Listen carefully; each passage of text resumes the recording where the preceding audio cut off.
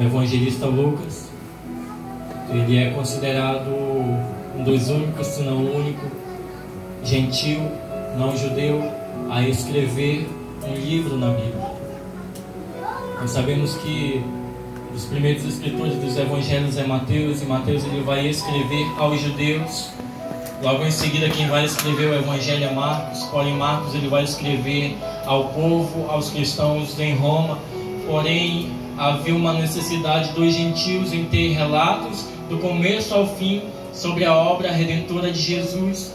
Então, a pedido de Teófilo, possivelmente um governador gentil, é que Lucas vai começar a escrever esse evangelho que tem como título seu nome, Evangelho de Lucas, para suprir a necessidade do povo gentil de ouvir e crer na palavra de Deus. E ele vai começar escrevendo e falando acerca do nascimento de João Batista e de toda a sua história. Também ele vai descrever a genealogia de Cristo até a raiz adâmica. E a partir daí também ele vai relatar o crescimento do Cristo, do Jesus, a forma como ele nasceu de uma forma milagrosa, saído de uma virgem. E também a sua adolescência, ainda com 12 anos, ele no templo, ouvindo e ensinando os mestres das sinagogas. A partir daí, nós vamos ver, aleluia, Lucas relatando o início do ministério de Jesus com 30 anos. Mas antes disso, a Bíblia vai relatar, Lucas vai relatar nesse evangelho, a partir do capítulo 3, João Batista pregando e pregando às multidões, e onde ele pregava, as multidões vinham se arrependendo, se convertendo e sendo aspergidas, sendo batizadas nas águas. Só que, aleluia, a multidão achava ou suponhava entre si que João Batista seria o Cristo. Porém, João Batista ele já vai alertando e dizendo: ei, eu não sou o Cristo, eu estou apenas precedendo a ele. Mas saibam, porém, vocês que vai vir um após mim, e vai vir um que é mais poderoso que eu, vai vir um o qual eu não sou digno de desatar as alparcas das suas sandálias. Ele vos batizará com o Espírito Santo e com fogo. E João Batista, ainda pregando às multidões, ele começa a enxergar de longe que vem um diferente. Ele vai dizer: ei, eis aí o Cordeiro de Deus que tira o pecado do mundo. Era Jesus vindo com seus discípulos para ser batizado. Aleluia. João nem queria batizar, mas Jesus estava prestando obediência e submissão, porque era necessário ele passar por aquilo. Após Jesus ser batizado nas águas, a Bíblia vai relatar que ele ora. E quando ele ora, a Bíblia diz que o céu se abre e o Espírito Santo desce como a forma de uma pomba. E no mesmo momento Jesus também é batizado com o Espírito Santo. Aleluia. Aí o Pai não se contém e brada do alto dizendo: esse é o meu Filho amado, em quem se alegra a minha alma. Aleluia. E aí Jesus vai iniciar o seu ministério com 30 anos. Um ministério que dura cerca de 3 anos e meio sobre a face da terra. Ele já começa seu ministério sendo provado, indo para o deserto, sendo direcionado pelo Espírito de Deus ao deserto. Porque antes de alguém ser levantado, antes de alguém ser honrado, antes de alguém vir ser notório nessa terra, primeiro ele é provado. Assim não foi diferente com Jesus. Primeiro ele foi ao deserto para ser tentado, para ser provado. Eu não vou me deter muito, estou só na introdução. Após essa prova, essa dificuldade, essa tribulação que Jesus passa, ele vence pelo poder da palavra. Aí Jesus sai para pregar com os seus discípulos. Ele sai instruindo e ensinando os seus discípulos, e por onde ele passa, ele vai fazendo milagre, ele vai curando enfermo, ele vai ressuscitando quem está morto. A pregação dele é diferente, a pregação dele atrai multidões, porque onde ele vai, aleluia, há fartura de alimento, tanto na terra quanto alimento espiritual. Aonde ele vai, as multidões querem estar junto dele, porque a pregação dele não é como a pregação, aleluia, dos judeus, não é como a pregação do fariseu. Observe que os fariseus eles pregavam de uma forma, eles só queriam saber de pregar a lei, e Jesus já veio advertindo que eles empunhavam um fardo sobre as pessoas que nem eles mesmos podiam carregar. Eles ensinavam que tinham que que ajudar o próximo, mas nem isso eles faziam. Eles ensinavam que tinha que amar o próximo, mas quando eles enxergavam, aleluia, um leproso, eles não passavam nem 2 metros por perto, eles passavam longe, nem queriam olhar. Mas Jesus era diferente. Ele chegava, via um leproso, e no mesmo momento ele chegava diante dele e dizia: ei, tu quer ficar limpo? E ele dizia: quero, então seja limpo. No mesmo instante o leproso era limpo. A pregação de Jesus era diferente, porque ele não só ensinava, mas ele praticava, ele vivia aquilo que ele pregava. Glória a Deus, aleluia. E ele não pregava de uma forma qualquer. A maneira com que ele vinha pregando era com autoridade divina. Aleluia. E agora ele está atraindo uma multidão. Isso vai causar um ciúme. Isso vai causar uma inveja dos fariseus, dos sacerdotes, dos escribas. E aí eles vão procurar uma forma de parar Jesus, de calar Jesus, de acabar com o ministério dele, porque estava incomodando a verdade que ele pregava, estava incomodando os milagres que acompanhavam ele, e isso causou a inveja dos demais. Agora o que acontece? Havia um dos discípulos, como nós sabemos, Judas. Esse discípulo, ele mesmo se convida para andar com Jesus, porque ele vê uma possibilidade de Jesus reinar sobre a terra, uma possibilidade de Jesus ele ter um trono na terra. E sendo ele um dos mais sábios entre os discípulos, ele achava que poderia ter um cargo privilegiado, poderia ter uma função mais privilegiada dentre os outros. Por isso ele vai andar com Cristo. Só que Jesus, ele já vai alertando: o meu reino não é nessa terra, como eu também não sou. Aleluia, Jesus. Ele já vem alertando: é necessário que o Filho do Homem padeça de morte, e morte de cruz. Aí Judas pensa: ué, se ele vai morrer, então ele não vai reinar, não vai ter um trono, não vou ter cargo, não vou ser privilegiado. Então vou abandonar ele, vou deixar ele, vou vender ele. Você já sabe, eu vou só te lembrar novamente: ele vai vender Jesus por 30 moedas de prata. E o que tem de crente assim: se Jesus não fizer o que eu quero, eu vendo ele. Se Jesus não fizer do jeito que eu quero, eu abandono ele, eu troco ele. Eu não vou no culto, eu fico em casa, eu faço qualquer outra coisa, porque Jesus não está fazendo do jeito que eu quero. Jesus não está fazendo da maneira que eu estou pedindo. Ei, quem disse que é do teu jeito? Quem disse que é da tua maneira? Quem disse que é do jeito que você quer? Quem disse que é você que escolhe a maneira que Deus quer fazer? Não, Ele faz como Ele quer, aonde Ele quer, do jeito que Ele quer. Aleluia, porque o querer, a vontade é dele. A última palavra ainda vem dele. Aleluia, Deus. Mas aí Judas vende ele, troca ele. Todos vocês sabem, Jesus é preso. Pegam ele, ele vai até os principais, os sacerdotes e sumos sacerdotes, jogam ele de um lado para o outro, para resumir, porque não encontram uma acusação sobre ele. Mas a ira do povo é tanta que eles não aceitam de maneira nenhuma absorver ele. Aceitam soltar o ladrão, mas o Cristo, que não tinha pecado, eles decidem crucificar. Jesus vai à cruz, lá ele dá o grito, ele dá o brado, tetelestai, está consumado, a dívida foi paga, o pecado está pago. Ali ele estava declarando a minha e a tua liberdade lá, aleluia, comprada a preço de sangue. E ele caminha por toda aquela via dolorosa, sem dizer um ai, sem reclamar, sem desistir. Porque ele sabia que hoje, neste dia, ele sabia que teria uma igreja aqui reunida, adorando, glorificando e exaltando ao nome dele. Aleluia. E mais adiante, ele vai se entregar à morte. Passa-se a sexta, sábado, você já sabe. Ao terceiro dia, a morte não consegue prender, a morte não consegue segurá-lo. Ao terceiro dia, ele ressuscita. E ele vai resgatar todos aqueles que estavam dispersos. Todos aqueles que o Senhor confiou em suas mãos. Ele não deixou que nenhum perecesse, a não ser o filho da perdição. Aqueles que tinham feito as malas e estavam no caminho de Emaús, ele foi até lá com eles. aqueles que tinham voltado para as suas antigas profissões no barco, ele voltou lá para resgatar todos eles.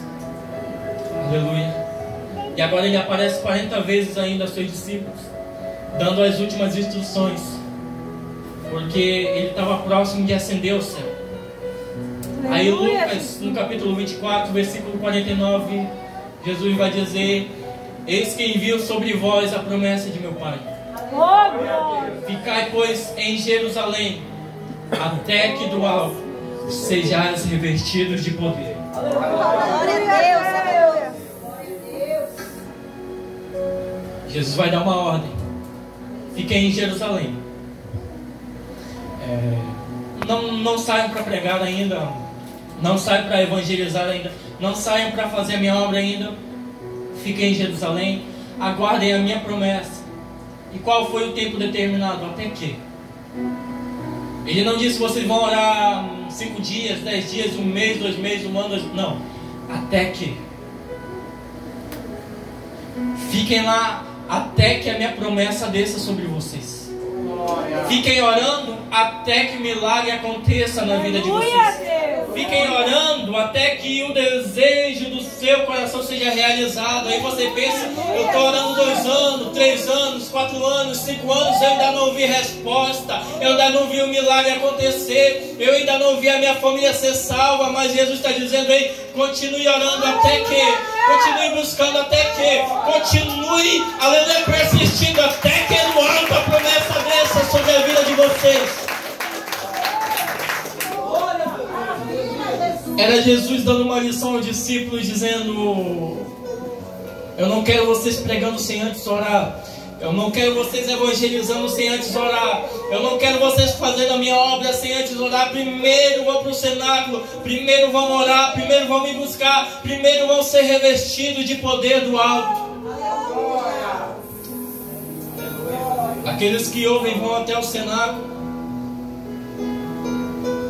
e vão buscar. Senhor, manda poder. Senhor, manda a promessa. Senhor, manda aquele poder que tu prometeu. O Senhor disse que não nos deixaria órfãos, mas enviaria um outro Consolador para que estivesse conosco. Jesus está no alto, ascende ao céu e roga ao Pai que envia o Consolador. E os discípulos embaixo pedindo: Senhor, manda poder. Senhor, manda poder. Aleluia.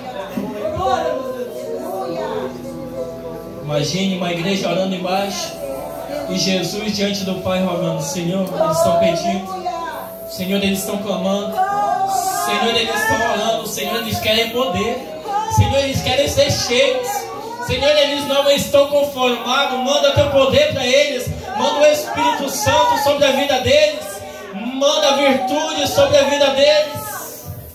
Oh, glória, oh, glórias.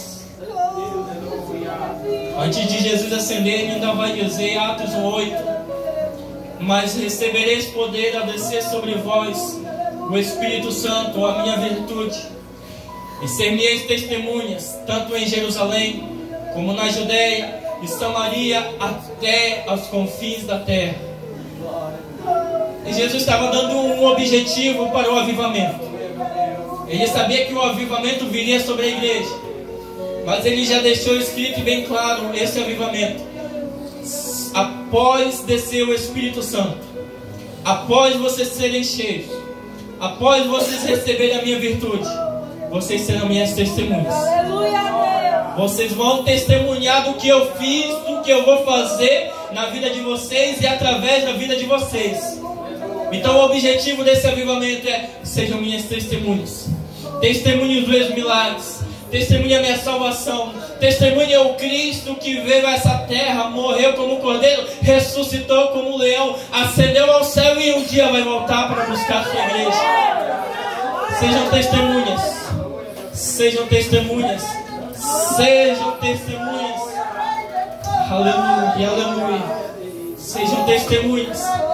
Mas ele disse: não só em Jerusalém, mas na Judeia, Samaria, até aos confins da terra.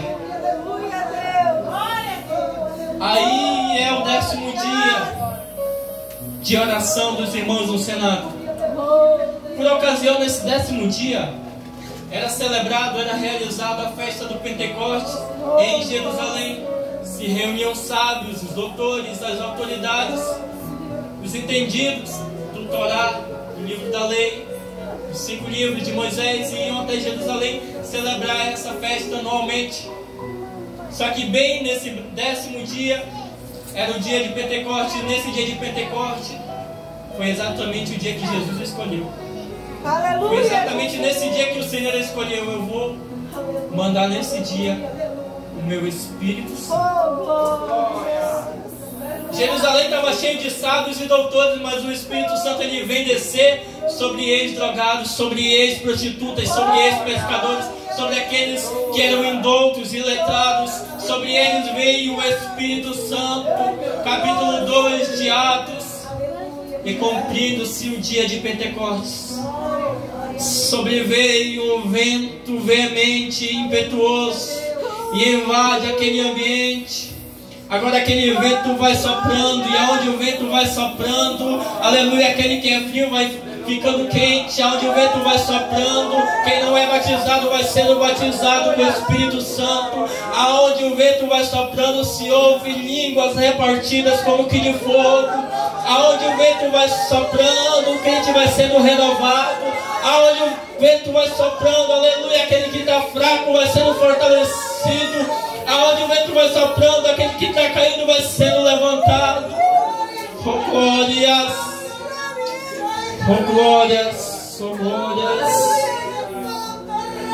O livro de Lucas, ele relata o começo da obra de Jesus, mas quando a gente chega no livro de Atos, ele vai relatar a continuidade da obra de Jesus através da vida do Espírito Santo na vida dos apóstolos. Os irmãos estavam tão cheios, era tanto glória a Deus, era tanto aleluia, era tantas línguas estranhas que chamou a atenção de quem estava ao redor da cidade. E foram até o cenáculo saber o que estava acontecendo, porque nunca tinham ouvido aquelas línguas, nem entendiam o que se falava ali. E aí eles pensavam, será que eles estão bêbados? Será que estão embriagados? Quando eles chegam até lá, Pedro se levanta com poder e autoridade. E ele vai dizer, ei varões, tem ninguém embriagado aqui não. O que está acontecendo aqui é o que o Senhor prometeu anos e anos atrás, através da vida do profeta Joel, que nos últimos dias o Senhor derramaria do seu Espírito sobre toda a carne, sobre os servos, sobre as servas. Oh glórias! E na primeira pregação de Pedro, cheio do Espírito Santo, quase 3.000 almas aceitam a Jesus e são batizados nas águas. Agora o que acontece? O Espírito Santo é quem vai separar os missionários. É o Espírito Santo que vai separar os diáconos, como Estevão, cheio do Espírito Santo de Deus. Ele vai separar os evangelistas, como Felipe. E mais em seguida, Paulo vai fazer missões, vai viajar pela Macedônia, por toda a Ásia Menor, pregando o Cristo, que um dia transformou a vida dele. Agora Paulo chega à sua terceira viagem missionária. Ele chega à cidade de Troade. Já havia alguns discípulos esperando por ele. Aqui eu começo a pregar. Quando ele chega, ele decide passar ali uma semana. E quando nós lemos esse texto, ele já está no último dia, antes de ir embora. Oh Jesus, então nesse último dia, antes de ele ir embora, ele decide se gastar. Ele decide dar o máximo de si, ele decide ensinar e entregar tudo que ele pode entregar naquele pouco tempo que ele tinha com aquela igreja em Troade. Paulo está pregando, o povo está ouvindo a sua mensagem no cenáculo. Porém há um jovem chamado Eutico, que está num lugar não comum, está em um lugar onde não se costuma estar. Normalmente quando se prega, as pessoas estão sentadas, ou se não tem lugar, estão de pé. mas Eutico estava numa janela. E a posição em que ele estava descreve muito sobre a sua vida espiritual. Ele estava sentado. Normalmente, quando se senta, porque se cansou. Eutico estava sentado, naquela janela, porque ele estava cansado.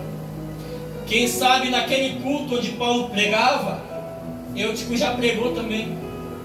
Quem sabe naquele culto ele já louvou também. Aleluia, Deus. Ele já foi útil ali, ele já fez algo para o Senhor ali, só que ele estava cansado e se sentou naquela janela. E o que acontece é que na vida de muitos cristãos, esse cansaço muitas das vezes vem. Por quê? Porque são múltiplas funções, são muitas as tarefas. Na vida de um líder, de alguém que tem uma atividade sobre a igreja, ele tem funções na igreja, ele tem funções em casa, tem funções no trabalho. E em ambos os lugares, essa pessoa ela tem que dar resultado. Se exercer uma função na igreja, tem que dar resultado. Tem que dar frutos. Tem que ir bem, tem que progredir, tem que dar crescimento. Em casa da mesma forma, porque os filhos vão cobrar, a esposa ou o esposo vai cobrar. Tem que ir bem em casa, tem que ir bem no casamento. No trabalho da mesma forma, você tem que dar ganho ao seu patrão. Você tem que ir bem em ambos os lugares, só que nem sempre é assim. Na nossa vida nem sempre as coisas vão dar certo em tudo. Às vezes você está bem na igreja, mas o trabalho não está indo tão bem. Às vezes o trabalho está até bom, mas em casa não está bem assim. Não está tão bem assim. E o que acontece com muitos cristãos é que quando em alguma dessas situações as coisas não vão bem, eles decidem se afastar.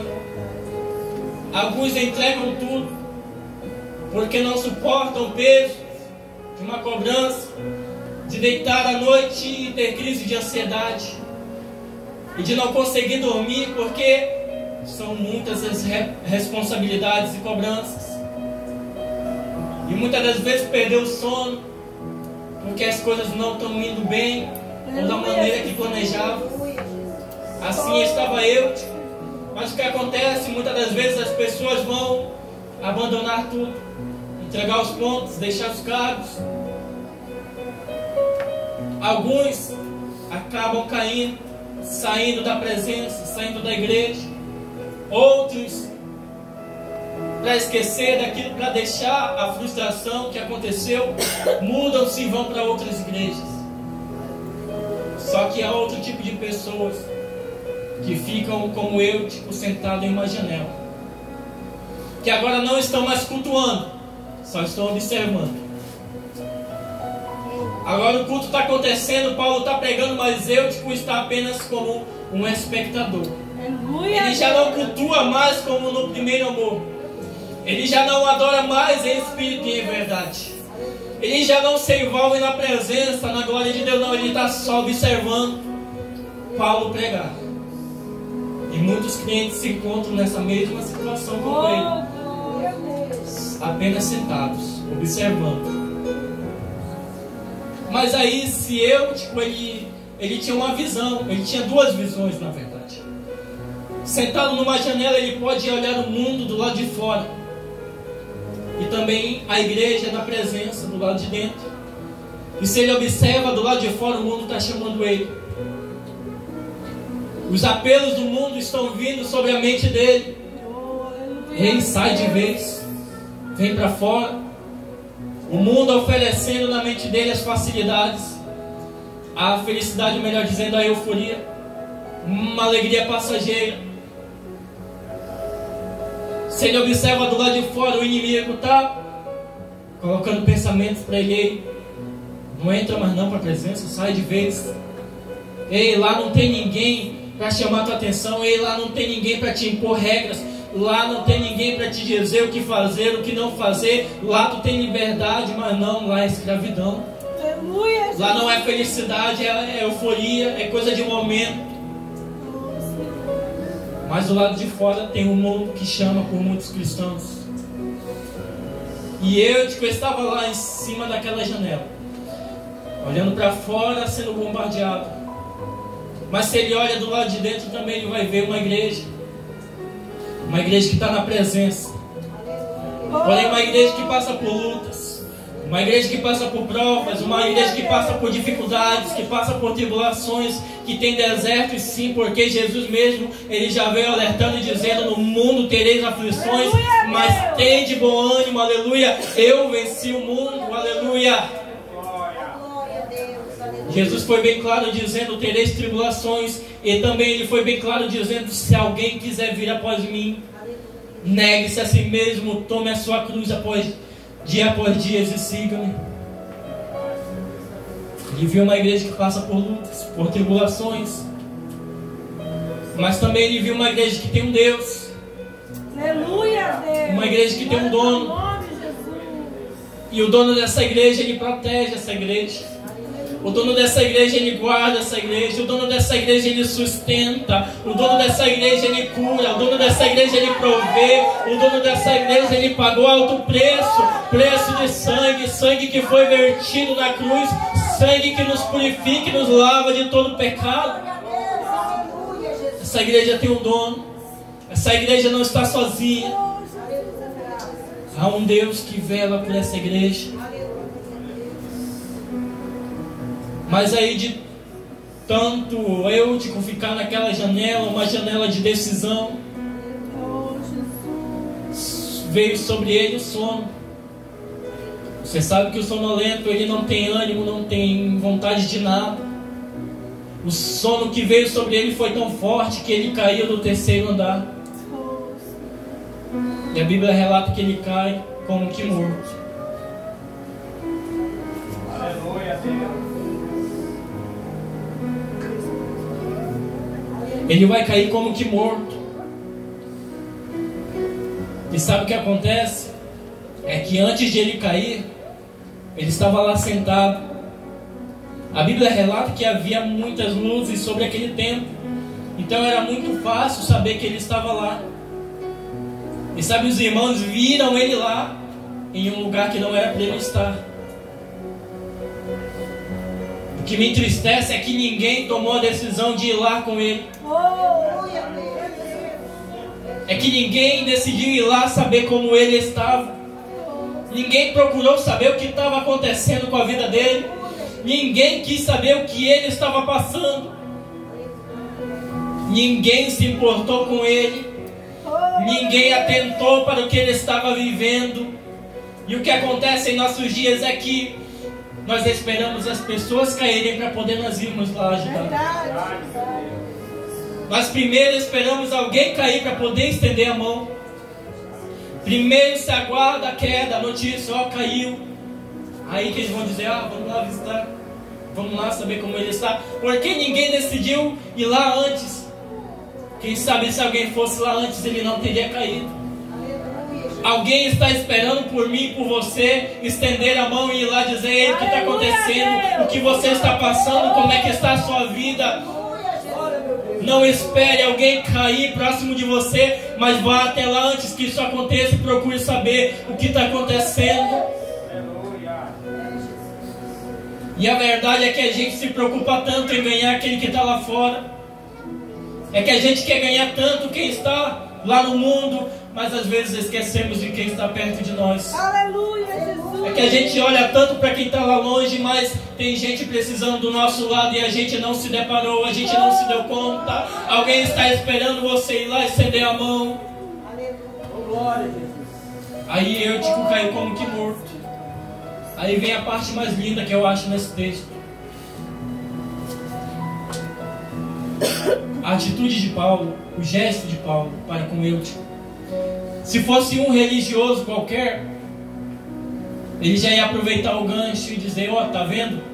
Caiu, pecou, olha aí, ó, andou por onde não devia, fez o que não deveria fazer, ia ser o primeiro a apontar o dedo e dizer, ó, caiu, pecou, exclui. Só que Paulo não era um religioso. Paulo não era seguidor de religião, ele era um cristão verdadeiro. Ele seguia realmente a Jesus. Sabe qual foi a atitude dele? Eu conjecturo, se ele tivesse o microfone, ele deixava na hora. Ele parou a pregação no mesmo instante. Olha o gesto de humildade, ele desceu. Ele desceu para ajudar. Ele desceu para estender a mão. Ele desceu para ser o socorro de Deus na vida de Eutico. Aleluia, Deus. Ele desceu não para apontar o dedo, não para julgar. Que as pessoas precisam nos dias de hoje não é de um dedo apontado, não é de uma acusação, porque Satanás faz isso 24 horas.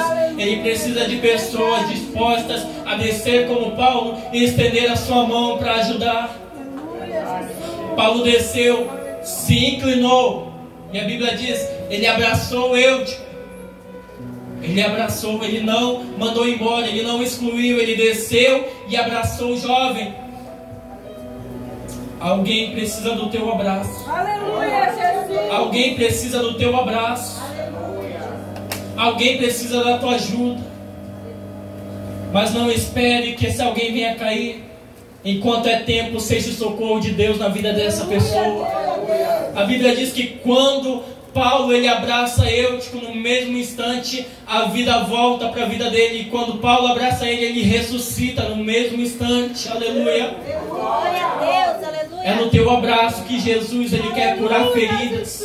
É no teu abraço que Jesus quer curar feridas na alma. É no teu abraço, aleluia, que Deus quer usar a tua vida para levantar quem está caído. É no teu abraço que Deus quer te usar, aleluia, para fortalecer aquele que está fraco. Se coloque de pé, eu já vou encerrar.